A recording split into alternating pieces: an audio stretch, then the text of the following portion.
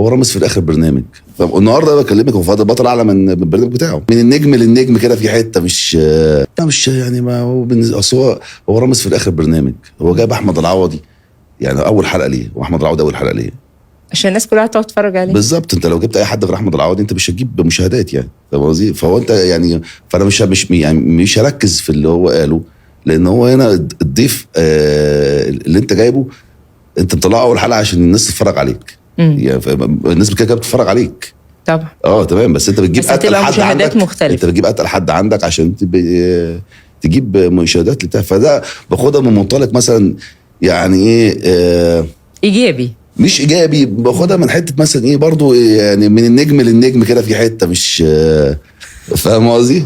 هو برضو بيتكلم واحد يعني النهارده بكلمك هو فاضل بطل اعلى من البرنامج بتاعه، فاهم قصدي؟ فهو برضو يعني حته كده بتبقى، بس بقول لك يكرم عشان اخوه يعني فما زعلش ولا حاجه. سؤال عايز اساله لك وتجاوبني عليه بصراحه، انت لسه بتحب ياسمين عبد العزيز؟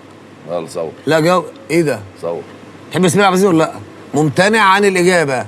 استنوني في رمضان في برنامج رامز إيلون مصر على MBC. سقفه جامده.